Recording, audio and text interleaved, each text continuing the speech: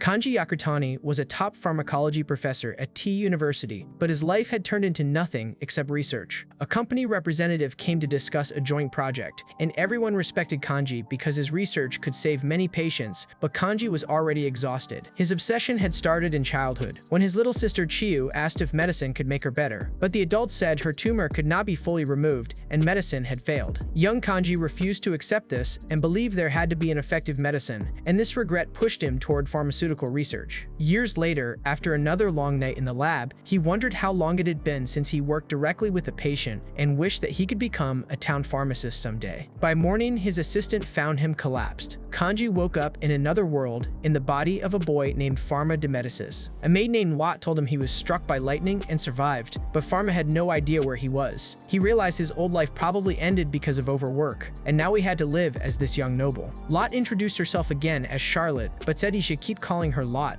When his bandages were removed, Farma saw a lightning burn on his arm and explained it in scientific terms, but Lotte believed it was the holy mark of Panakthios, the deity of medicine. Since his memories were mixed up, Farma asked Lotte about his new life. She explained that the de Medicis family was a powerful noble house in the St. Fleuve Empire and the family of royal pharmaceutists. His father, Bruno de Medicis, was an archduke and president of the Imperial School of Pharmacy. Farma also had a mother, Beatrice, a little sister, Blanche, and an older brother, Paule, who was studying medicine abroad. Lotte also explained divine arts, the power nobles could use. Farma learned he was skilled in water divine arts, but if he could not use them now, he might lose his noble position. He tried to remember water by its molecular structure, and instead of a normal spell, water exploded out and spread everywhere. Lotte got soaked, but she was satisfied because it looked like Farma's ability had returned. After that, Farma tested his powers alone and found that his left hand could create substances and his right hand could erase them, but only if he understood their chemical structure. He could make simple substances and compounds, but not mixtures, which put his power far beyond the normal rules of this world. Lotte warned him that Bruno often tested him about medicines during meals, so Farma read books in his room. The real Farma's memories helped him read and understand, but medicine in this world felt far behind Earth's knowledge. At dinner, Farma met his worried family and decided he had to live as the boy whose body he now had. Bruno then asked him about the salve used on his arms, and Farma answered with the help of memory, listing strange ingredients and rituals, which satisfied Bruno. The next day, his tutor Eleanor Bonifoy noticed something was wrong. Ellen, Bruno's top apprentice and Farma's tutor, said his behavior and speech had changed. Farma explained that his memory was unclear after the lightning strike, so Ellen reviewed divine arts with him. She explained guardian deities and the attributes, which included fire, water, air,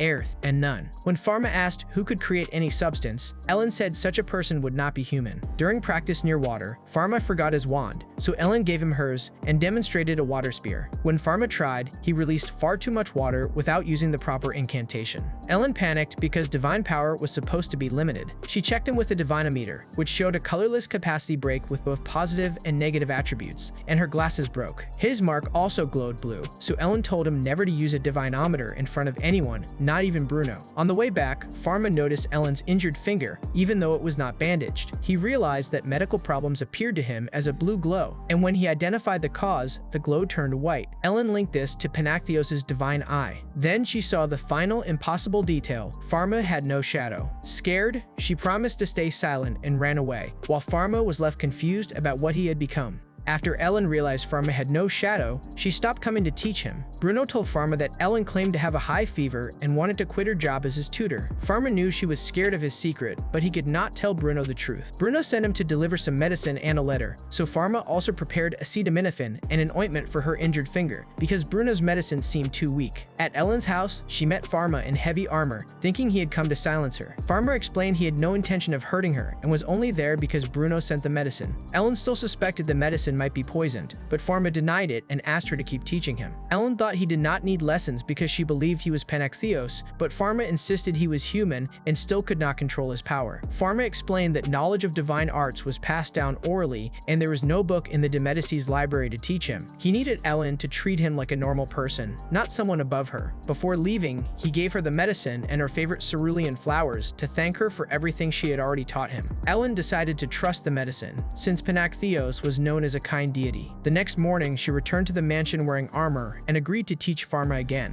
She admitted his medicine worked faster than Bruno's, and she liked the flowers. Because Farma's power was too dangerous for normal practice, Ellen took him to a deserted island. Farma lost control and covered her with sand, but Ellen accepted that only training could make him safe. Back at the mansion, Farma started using his diagnostic eye on the servants. He noticed several illnesses, including Cedar-Tini disease and Lode's cracked hands. His abilities were useful, but they also put him at risk. If anyone found out he had no shadow and his powers were far beyond normal divine arts, he could be seen as a heretic. To survive, he decided he had to become someone the people around him could not afford to lose. Using the mansion pharmacy and his creativity, Farma made a cream for Lode's hands and a stronger medicine for the worst areas. Lode got emotional and asked if her mother and the other servants could use it too. Farma said he would examine each person properly before giving out any medicine. Later, Lode explained why the servants were so moved. Servants had never received medicine from their masters. Noble pharmaceutists treated nobles and rich clients, not common people, and most commoners could not afford medicine anyway. Farma realized this world had class barriers, expensive medicine, weak medical knowledge, and many people depended on superstition. He decided he wanted to get medicine to anyone who needed it. Not long after, Blanche caught chickenpox. Bruno told Farma and Beatrice that Blanche would have to stay isolated for 3 weeks to stop the disease from spreading. He hinted that Farma had chickenpox years ago, meaning he might be able to visit her, but warned that reinfection was possible. Farma was impressed that Bruno knew this rare fact. When Bruno left for an emergency house call, Farma made acyclovir and sneaked into Blanche's room.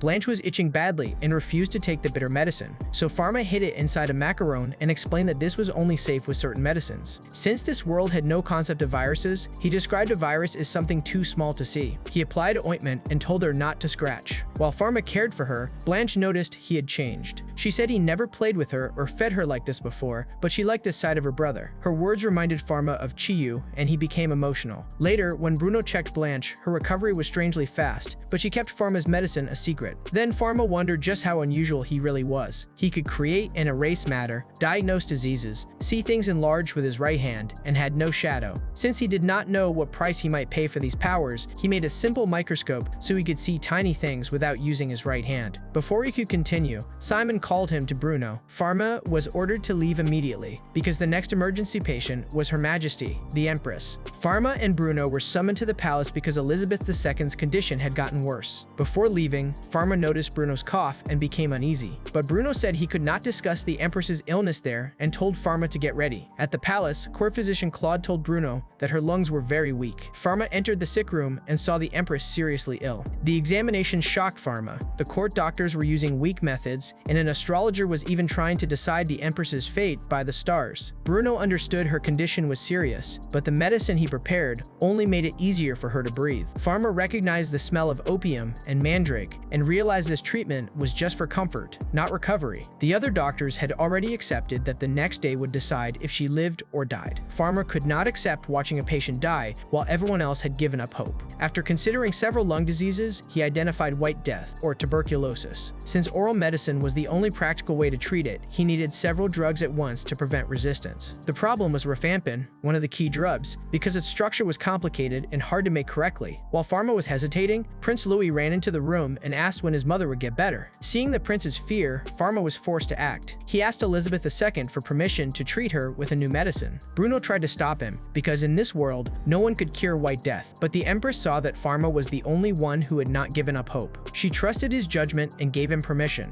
Farma locked himself in the pharmacy and started making isoniazid, pyrazinamide, ethambutol, and rifampin. Bruno followed him and demanded an explanation. He said he already knew the Empress had White Death, but believed that when there was no cure, a pharmaceutist's duty was to give comfort. Farma insisted there was a cure, and told Bruno he should take medicine too. Bruno suspected Farma was making poison, so he attacked him with ice, divine arts to stop him. Farma erased the attack without a wand or incantation, which forced Bruno to wonder who he really was. Farma showed Bruno his notes on the new drugs and said he gained this knowledge after being struck by lightning. Bruno saw the holy mark on his shoulder and thought maybe Panactheos had blessed him. Farma told Bruno to present the medicine as his own, so his standing within the court would be preserved, but Bruno refused. He told Farma that the person who made the medicine should give it themselves and risk their own life on the treatment. Farma accepted this responsibility. When Farma returned to the Empress, Claude and the other doctors suspected him, but Bruno told them Farma's skill might already be beyond theirs. Before giving the medicine, Farma used his simple microscope to show the Empress her own phlegm sample. The court doctors looked too and were shocked to see tiny living things. Farma explained that these bacteria cause white death and the medicine targeted them directly. He told Elizabeth II that the treatment had to continue properly for half a year, and he would personally watch her take it every day. The Empress accepted the treatment, and Farma staked his life on its safety and effect. After she took the medicine, Farma explained to the court that if the bacteria were eliminated, white death would no longer be an incurable disease. The doctors became interested in the microscope, and Farma said it was not a divine art but a tool anyone could make. He offered to share its design. Afterward, Bruno thought about his failures as a father. He always believed a pharmaceutist needed heart more than skill, but he never understood his own son. He knew the boy standing in front of him was not the Farma he knew,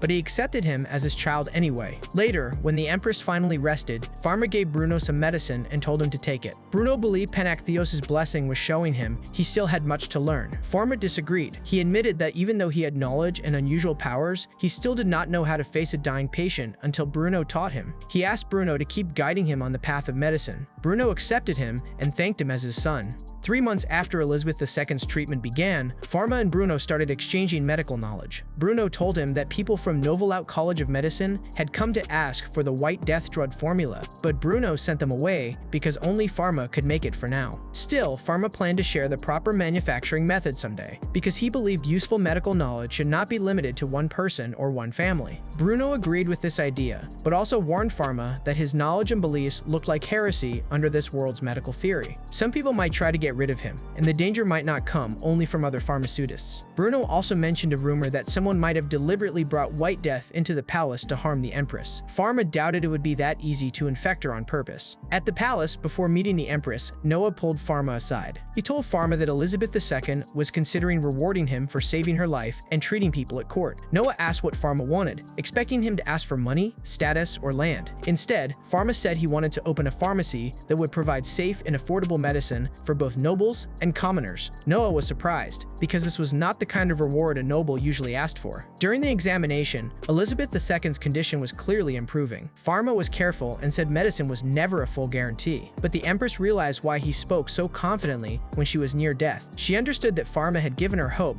while everyone else had already accepted her fate. Still, she wondered if a ruler who had once lost her value could sit on the throne again. Farma reminded her that Prince Louis still needed his mother, and many people in the empire still needed her too. His words reassured her, and before leaving, he told her to value this second chance at life. Several months later, Elizabeth II invited Bruno and Farma to a grand ceremony. Bruno was granted the territory of Marseille for his service and work training future pharmaceutists. Then the Empress called Farma forward and officially made him a royal pharmaceutist instead of just an apprentice. Farma was surprised, but Bruno told him to accept the honor properly. After that, Elizabeth II gave him special permission to open a pharmacy in the capital, making his dream an imperial order. Construction started almost immediately, and Farma was not ready at all. Palace craftsmen arrived and asked him for instructions, and Ellen also showed up because Bruno had told her to help Farma. Farma wanted time to check other pharmacies first, but the craftsmen needed a plan right away. In the end, he made his ideal layout, and the craftsmen were impressed by the details. When they asked for the pharmacy's name, Farma tried to avoid using de Medicis because he did not want to publicly brandish the family name.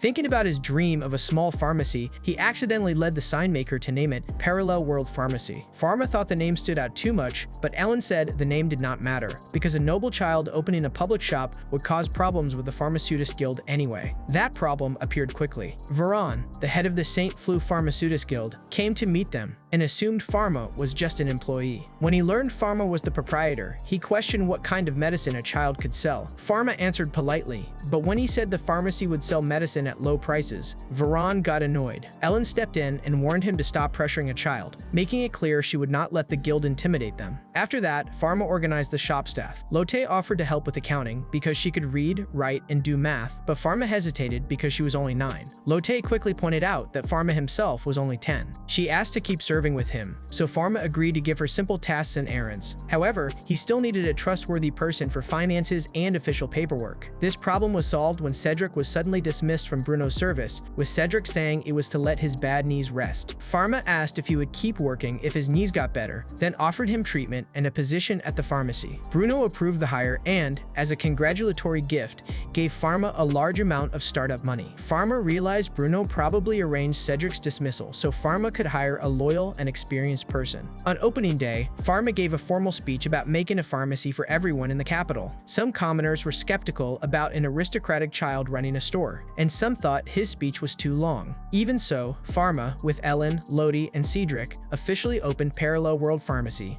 A month after Parallel World Pharmacy opened, Farma realized the shop was not running as he had hoped. His dream was to make a pharmacy for everyone, but ordinary people were still staying away. Ellen explained that commoners usually trusted old, commoner-run pharmacies, while nobles called physicians or pharmaceutists to their homes. Since Farma was a royal pharmaceutist and the son of an archduke, ordinary people were nervous about entering his shop. Then Lotte revealed she had surveyed 100 city residents. The results were painful but useful. People were scared of the imperial seal, the nights outside, noble etiquette, expectations about expensive clothes, and even the fact that the proprietor was a child. Some people also thought negotiable meant the prices were so high that they were not worth asking about. Farma realized his efforts to help poor patients were being misunderstood. Cedric suggested displaying clear prices and examination fees, and they also realized the sign should be easy for people who could not read. For now, the only regular customer was an old man named Jean, who kept buying Sailor's candy and drinking Farma's special water. Farma explained the candy contained vitamin C to help prevent scurvy, but Jean quickly avoided the question of whether he actually went to sea or not. His visits helped a little, but the pharmacy still needed a real way to reach more people. Then Beatrice and Bruno came to the shop, thinking they were in disguise, though Farma recognized them right away. Farma gave them a tour, showing the store area, compounding lab, waiting room, patient rooms, isolation room, staff break area, kitchen, and research lab. Bruno praised the shop, but asked if ordinary people were really coming. Farma admitted that making commoners feel welcome was still the biggest problem. Beatrice suggested selling cosmetics to aristocrats first. If noble women liked the products and the prices stayed reasonable, commoners might also become interested. Farma remembered he had once worked on cosmetics testing, so he thought the idea was useful. Bruno gave only one warning: no white face powder. He had seen that women who used it heavily often died young.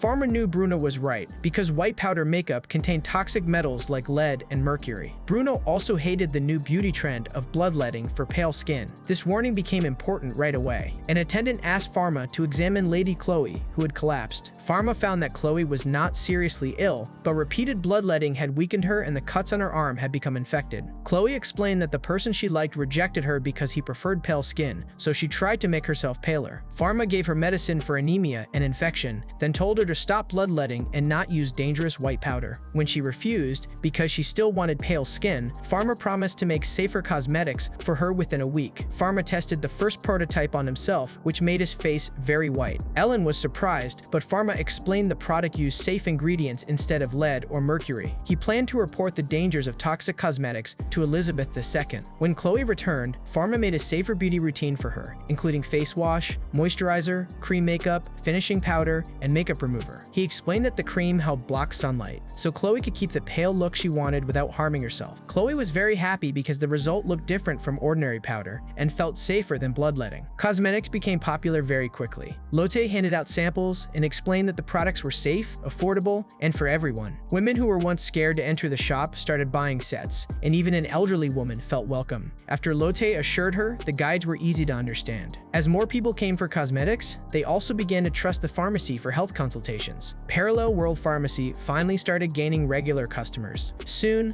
demand became too much for Farma's small team. Chloe offered to fund a separate cosmetics company under Farma, named Medique. Cedric said there should be nothing to worry about because the De Chatillon family was trustworthy as a business partner. Chloe also gathered skilled female pharmaceutists who had lost their jobs after childbirth. Farma was impressed and told her to create maternity and family leave so they could keep working. Later, Lodi's new survey showed that public opinion had changed. People now praised the cheap and effective medicine, water, cosmetics, and Farma himself. The pharmacy was finally moving in the right direction. Later, Farma brought the cosmetics to Elizabeth II. She liked the new products, but told him to bring future releases to her first. She also confirmed that an emergency edict had banned toxic cosmetic substances. However, she warned Farma that selling high-quality products too cheaply could destroy other merchants. Farma agreed to share production methods through the state and raise prices enough to avoid hurting commoner businesses.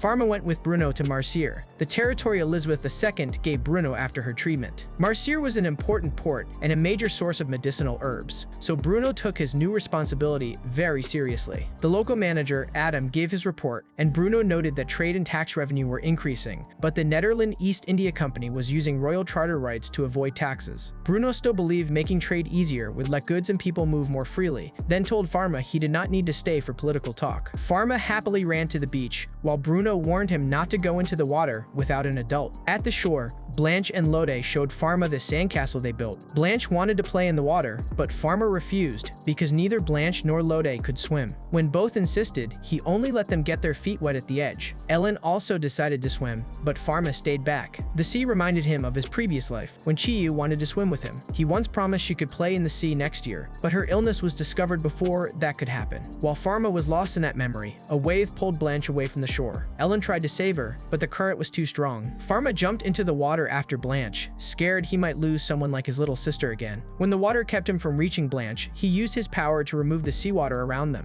The sea opened up, the sand dried, and Farma reached Blanche before she could drown. Blanche was safe, but Ellen was shocked by what Farma had done. She explained that negative attribute divine arts only reduced the amount of a substance, while Farma had erased all the seawater from an area. Farma himself did not fully understand this power. Later, he realized he had not just removed water molecules, but erased the seawater and everything dissolved in it. Since the human body was mostly water, one mistake could have hurt Blanche or Ellen. That made him think others would be scared of him. That night, Lotte came to check on Farma and apologized for not going after Blanche. Farma told her she made the right decision because she could not swim. He explained that Blanche was important to him, but Lotte was important too, almost like family, and he did not want her in danger. Lotte was moved by his words and said he had freed her from her guilt. After she left, Farma realized Lotte's trust had also helped him free himself from his own fear. This incident did not stay hidden. Inquisitors received a report about a boy with no shadow who erased seawater near Marseille. At first, they doubted a child's story, but later a religious teacher found unusual divine power at the site. Salomon ordered every diocese in the St. Fleuve Empire to search for the boy with no shadow. If the report was true, he planned to eliminate him as a heretic. After the inspection trip, Parallel World Pharmacy became busier than ever. Farma saw more customers coming in, but he, Ellen, and Lotte also noticed suspicious people in white clothes. They did not look at the shelves, ignored Lotte's help, and seemed interested only in Farma. Ellen thought their clothes looked like temple robes, but not from the Empire. Farma decided they should warn the guards before anything happened to the customers. Soon after, a carriage loaded with sediment crashed into the pharmacy.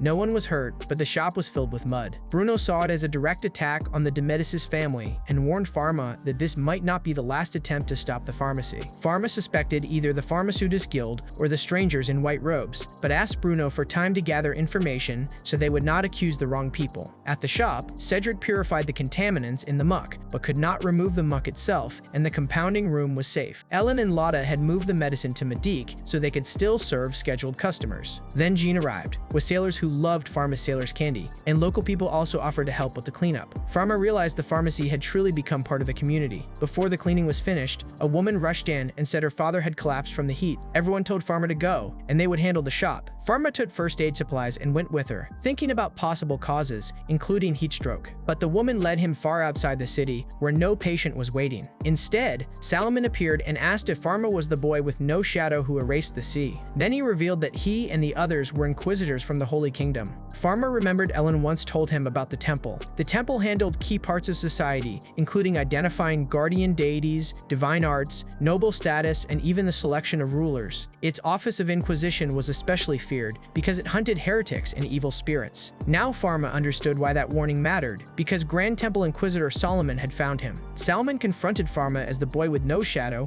and accused him of being an evil spirit in human form. Farma denied it and said he was human, but the Inquisitors did not believe him. Since Farma did not want to make things worse, he obeyed their order to step back. They tried to bind him in a circle meant to trap evil spirits, but nothing happened, because Farma was not an evil spirit. Then the Inquisitors attacked. One used fire, so Farma created nitrogen and removed the oxygen, putting out the flames. Another used ice, but Farma stopped that too. The Inquisitors realized he could use several attributes without a wand, which made them even more scared. Solomon gave up on capturing him alive and ordered everyone to destroy him at once. Farma wanted to avoid fighting, but now he had no choice. After their combined attack, he released overwhelming power and stopped them. Instead of finishing the fight, he told them to back off. He explained he had not come to this world to hurt anyone, but wanted to use his powers for healing. Then Salomon saw saw Farma's holy mark, his immense divine power, and his lack of a shadow. He concluded Farma was not a heretic, but Panatheos himself. Farma refused to accept he was a deity, but Salmon and the others already believed it. Salmon thought attacking Farma was blasphemy, and his injured leg was divine punishment. Since he had fallen from his horse earlier, his shin was badly broken and bleeding. Farma checked the injury and saw recovery was possible, but the wrong treatment could cause infection and death. Farma knew he was a pharmaceutist, not a surgeon, but Salmon's best chance was immediate treatment. He told the Inquisitors to forget what they were about to see, then started emergency first aid. He gave antibiotics, used spinal anesthesia, cleaned the wound, removed contaminated tissue, stitched it up, and prepared Salomon for transport. The Inquisitors were shocked that Farma was saving the same man who tried to kill him,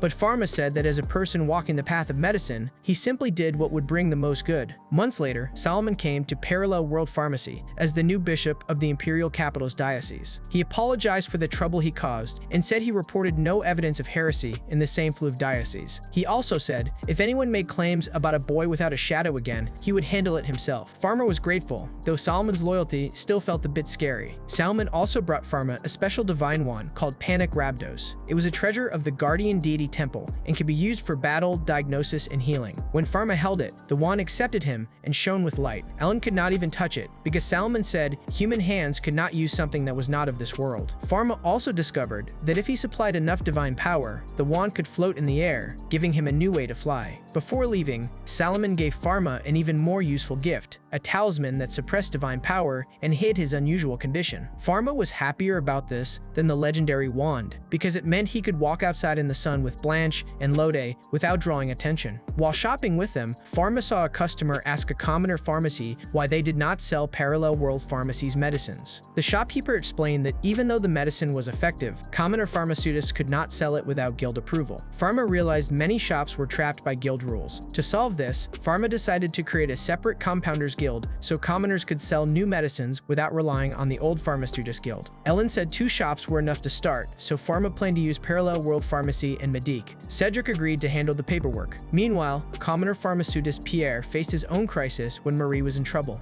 The Pharmaceutist Guild was losing customers because Parallel World Pharmacy kept growing. Veron was angry that Farma's shop survived the carriage crash and was still selling medicine at prices even poor people could afford. Some of the younger guild members suspected Veron was behind the incident, but he kept blaming Farma. Since Farma had Bruno and Elizabeth II behind him, Veron ordered every guild member to stay away from Parallel World Pharmacy. Anyone who broke this rule would lose their license. Meanwhile, Pierre rushed his sick daughter Marie to Dr. Donald's clinic, but the clinic was closed. Farma saw them outside and offered to examine Marie at Parallel World Pharmacy. Pierre hesitated because he was a common pharmaceutist and knew the guild rule, but Marie's condition left him no other choice. Farma brought them in through the back door, which Pierre first thought was class discrimination. Farma explained it was only to keep infections away from other customers, then gave Pierre a mask for the same reason. Farma carefully examined Marie. She was 7, had a high fever, was dehydrated, had low consciousness, and had convulsions the night before. Pierre was surprised Farma asked so many detailed questions for one patient. Farma also checked Marie's weight because the correct dose depended on her body weight. Pierre knew most pharmaceutists usually just gave children half the adult dose, but Farma adjusted the dosage properly to reduce the risk that the treatment would fail or cause side effects. After checking Marie with a divine art, Farma diagnosed her with influenza. Pierre was shocked because he thought such a high fever and convulsions might be caused by an evil spirit. Farma explained it was caused by a virus and gave her zanamivir, an inhaled medicine that worked directly in the respiratory tract. He also gave acetaminophen to lower the fever a little and told Pierre to give Marie water when she could drink. Marie got better quickly, and Pierre thanked Farma. He was even more surprised when Farma charged only the price of a baguette as the fee because the patient was a child. Farma also told him that if Marie's condition got worse during the night, he could talk to the guard and she would still be seen. Pierre finally understood why the guild could not compete with Parallel World Pharmacy. At home, Pierre learned from his wife Leonie that Marie was sleeping, and he agreed the medicine worked. He admitted he used medicine from a noble's pharmacy, but he had no other choice. Inside, Pierre was shaken because Farma's methods showed what a pharmaceutist should be. He knew he did not have noble divine arts or advanced education, but he wanted to bring even a small part of Farma's knowledge to his own shop. Leonie reminded him they also had to think about Marie and the shop's debt, so going against the guild was risky. Pierre understood, but he also could not ignore that with the guild's current ways, he might not even be able to save his own family. At the next guild meeting,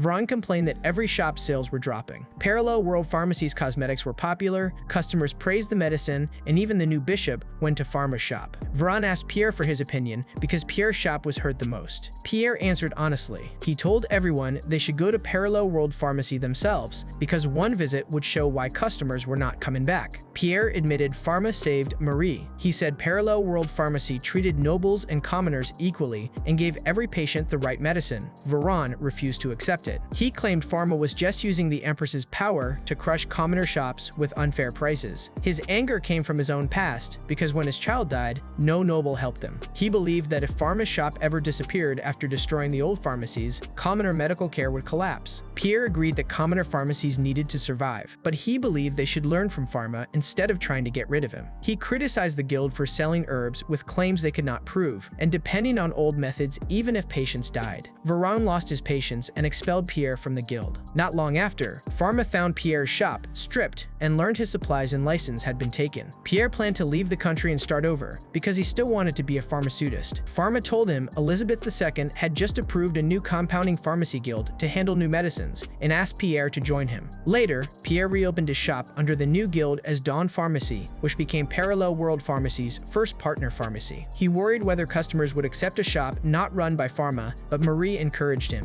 When people came for the same medicines, Pierre finally took his first step forward and welcomed them to Dawn Pharmacy. Bruno remembered the day he faced Camus, a former prodigy who once created many new treatments but later fell into terrible human experiments. Bruno could not understand why a famous healer would do such things. Camus explained a cruel belief: no matter how many people are healed, everyone dies in the end, and no matter how many people die, new people are born. To him, this cycle was the beautiful truth of the world. Bruno never accepted it, and even now, this memory troubled him. In the de Medicis house, the family spent an ordinary morning together until Simon brought a letter from Palais. Blanche called him tall brother, and everyone knew his return home would be delayed. Beatrice worried Palais was working too much and not eating well, while Farma guessed his studies at Novelot College of Medicine were keeping him busy. After that, Bruno called Farma to his office. Bruno said the St. Fleu Fair would soon be held in the capital, a month-long wholesale event that brought traders from many countries to the imperial city. But there was a serious problem. On Ponte Island, a Netherland colony, a strange epidemic had broken out, and nearly 1,000 colonists had died. A research team from Novelot brought samples back for study, but 2 researchers also died. The laboratory was sealed, travel to the island was banned, and the researchers' remains and samples were burned with fire. Divine arts. Farma understood that if even the highest authorities decided to burn everything, the disease must be extremely dangerous. Palais' report described high fever, headache, vomiting, swollen lymph nodes, coma, purple black discoloration, necrosis, and blackening of hands and feet. Farma started to suspect the worst. Bruno also said Farma's microscope was now being used at Novelot, so there might be sketches of the pathogen from the investigation. Farma told him to ask Palais to send those sketches. Meanwhile, Elizabeth II received reports that deaths from illness in the capital had dropped 20% compared to the previous year. Ministers credited Parallel World Pharmacy, the Compounding Pharmacy Guild, safe cosmetics, public health lectures, and disease prevention efforts. Elizabeth considered rewarding Farma, but the law prevented giving Archduke rank to a minor. Even so, she understood Farma's work had become essential for the empire, so she decided to support him however she could. Then Farma told Ellen about the deadly disease and admitted the fair was so close that stopping cargo from Netherland would be difficult. Soon, a carrier pigeon arrived from Palais with sketches. Farma looked at them and identified the pathogen as Yersinia pestis. This was Black Death. He immediately sent Ellen's students to Mercer, where they had to work with Adam, help with the quarantine stations, inspect cargo from Netherland, and isolate and treat infected crew members. Farma and Ellen took this information to Bruno. Based on the symptoms and the rod-shaped bacteria in the sketch, he confirmed they should treat this disease as plague. Bruno also knew the danger from old records, because the last plague came 210 years ago. Farma explained plague spread through fleas on rodents, and its fatality rate was terrifying. If it turned into pneumonic plague, it could spread from person to person through droplets and become even more deadly. Bruno was worried that if an outbreak reached the capital, the empire could collapse because they had no way to fight it. Farma refused to accept that. He had already prepared levofloxacin, an antibiotic effective against plague bacteria, and sent the material to partner drugstores for packaging. Even so, he knew the first defense was prevention, so Bruno realized Farma needed imperial authority support. They went to the palace immediately. Elizabeth accepted Farma's request. She ordered most city gates closed, so merchants could only enter through limited points, approved cargo inspection stations at the gates, and allowed the Compounding Pharmacy Guild to help. Farma also requested an edict for residents to eliminate rats and fleas and boil their clothes. Elizabeth agreed immediately, trusting Bruno and Farma's warning, and saw protecting her people as her responsibility. responsibility. After that, Farma checked on Pierre, who had prepared medicine for 1,000 patients and distributed doses to member shops and quarantine stations. Farma ordered that anyone needing treatment should get medicine for free, regardless of status. Pierre promised pharmaceutists would work together to stop Black Death. Fair preparations continued while the palace kept rumors under control. Quarantine stations were working, and Bishop Salomon had strengthened purification patrols with wind. Divine arts users. Elizabeth warned ministers that panic would show their weakness, so they had to act carefully and not waste the chance Farma gave them. In the end, Farma prepared to leave for Marseille was Ellen. He admitted plague had only been history to him until now, so he was not sure if he could really face it. Ellen and Lotte reminded him he was not alone, and Lotte told him to work hard but not push himself too much. Farma regained his resolve and left for Marseille to stop Black Death before it reached the Empire. Meanwhile, Camus appeared again, still admiring the beauty of the world. Farma and Ellen arrived in Marseille to stop Black Death before it reached the Empire. The danger came not only from infected people, but also from cargo on ships arriving from Netherlands and the rats that could be hiding in them. Farma knew if Yersinia pestis reached the shore, the fair could become the start of a national disaster. At the port, Ellen's students reported that all foreign ships were being held at sea until inspection. They had already collected cargo records and crew health reports, purified approved cargo with wind divine arts, and isolated suspicious cases. Farma thanked them and started inspecting the ships himself. One captain complained about the delay, but Farma kept the inspection strict. After checking the crew and cargo, he found no plague, but saw early signs of scurvy in some sailors. Instead of ignoring it, he wrote prescriptions so they could get vitamins at the quarantine station. The inspections continued, but several captains lost patience. Some worried about spoiled goods, some about money, and one openly complained about taking orders from a child. Ellen was about to silence them herself, but a cannon shot stopped the argument. The warning came from the Scarlet Fleet, led by Commodore Jean-Alain Gabin. Farma and Ellen were shocked because Jean was the same regular customer who always bought sailors' candy from the pharmacy. Jean made it clear that anyone entering the Empire's port had to follow the Empire's laws. He also revealed Farma's position as a royal pharmaceutist and the governor's son. The angry captains backed down immediately. Then Jean said sailors' candy had reduced scurvy among his sailors, and he planned to buy more after the fair. With Jean's support, Farma could continue inspections without further trouble from the merchants. For a while, everything seemed under control. Then Adam arrived with an urgent report. In a small fishing village called L'Estaque, several people had died from high fever. A ship had slipped past Marseille's inspection and secretly entered through that village, then disappeared. Farma realized Black Death might have already reached land. He decided to go immediately, but Ellen stopped him because he was the only one at the port who could correctly identify plague. Farma told Ellen she could handle the inspection. Facilities, supplies, and trained people were already at the port, and if everyone cooperated, they could keep the port safe. Ellen accepted his confidence, and Farma, in full protective gear, left for L'Estaque. Flying with Panac Rabdos, he thought the infection probably came from rats hidden in the illegal ship's cargo. He also worried that if the ship was not found, the disease could spread elsewhere. When Farma reached L'Estaque, the villagers were already trying to flee. They believed the village was cursed, and staying meant death. Farma ordered them to go back, but they were too scared to listen.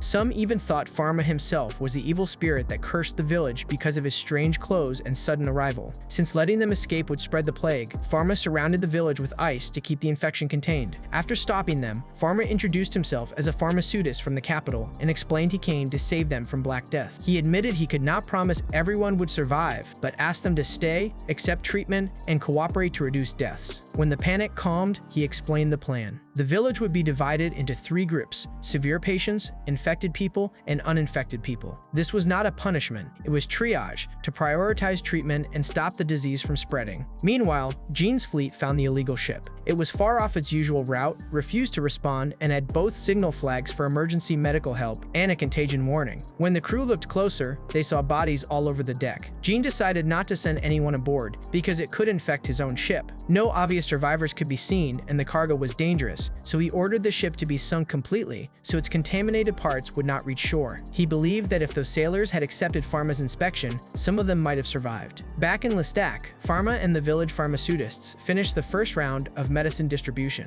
The villagers became a little more reassured, but the most dangerous part was still ahead. The severely ill patients were waiting inside the hospital. The village pharmaceutists wanted to help, but Farma told them to keep themselves safe because he had proper protective gear. He entered alone, knowing the hardest part of this fight was just beginning. At the School of Pharmacy, Professor Casper offered to help, but the other professors ignored her. They dismissed her because she was close to retirement and her lab was shutting down. Casper quietly accepted this because she was close to retirement and thought no one needed her work anymore. Then Bruno called her and gave her an opportunity she never expected. In L'Estaque, Farma Farma entered the place where the severe Black Death patients were gathered. One priest tried to stop him because all he saw was a child, but another priest recognized him from Salomon's unit and treated him with great respect. Farma asked for permission to treat the infected, and the priest immediately cooperated. Farma used his diagnostic eye to examine every patient. He found 12 plague patients, 2 patients who did not have plague, and 1 person who was already dead. He gave the plague patients levofloxacin and used divine arts to make the medicine work better. Most of the dangerous glow disappeared, meaning many patients still had a chance to survive. One patient only had a cold, so Farma gave him medicine and clean clothes, then sent him to isolation. Even after the treatment, Farma knew the situation was too much for one person. He did not have enough medical workers, and infected cargo carriers were still heading for the capital. He ordered the priests to find them, burn their cargo, and treat anyone infected. He stayed behind to finish treating the village. At Marseille port, Ellen continued ship inspections with her students. She was worried because she did not have Farma's special diagnostic ability, but one student said Ellen was faster than Farma at cargo inspections. This helped Ellen realize she could help Farma in her own way. She regained her focus and kept the port under control. Meanwhile, Bruno met with Professor Casper and explained she had an important job only she could do. Bruno showed her notes about actinomycetes, especially streptomyces, microorganisms that could produce medicine against Black Death and other infections. Casper was surprised because she had been growing these organisms in her lab for years. Bruno immediately gave her a special budget and said her retirement would have to wait because her research could save many lives. After completing the first round of treatment in Lestat, Farma told the villagers to stay inside the protected ice wall for 2 weeks if possible. He warned them not to touch rodents or fleas and to exterminate any rodents or fleas that entered the village. The worst outcome might have been avoided, but the disease was not over. Soon, Farma found sick workers who had been left behind by the rogue group. He questioned them and learned that 4 carts had been sent toward the capital. 2 carried hand-woven goods, 1 had spices, and 1 carried Ponte Island's white squirrels. Farma realized the squirrels were probably plague carriers. He also learned there were 24 workers and 5 holy knights involved. This made him suspect the outbreak might be a deliberate attack, possibly connected to the earlier attempt on the Empress's life. The workers begged for medicine, and a priest thought saving them was a waste. But Farma refused to judge patients by their sins. He treated them because he was a pharmaceutist, then ordered the priest to hand them over to the Empire after recovery. At the palace, Bruno reported the situation to Empress Elizabeth II. The road crew was probably heading for the capital and could arrive soon. The Empress ordered stronger inspections at every gate, especially Gate 6, which led from Marseille. In the capital, Lodi helped distribute masks to visitors and explained that masks help stop the tiny creatures that caused illness from spreading. At Gate 6, Pierre checked a new specimen and saw the stain Farma had warned about. He realized it was Black Death and rushed to isolate and treat the infected. But before he could act, the gate was attacked. Holy Knights broke in, and Pierre ran to protect the nearby stored medicine.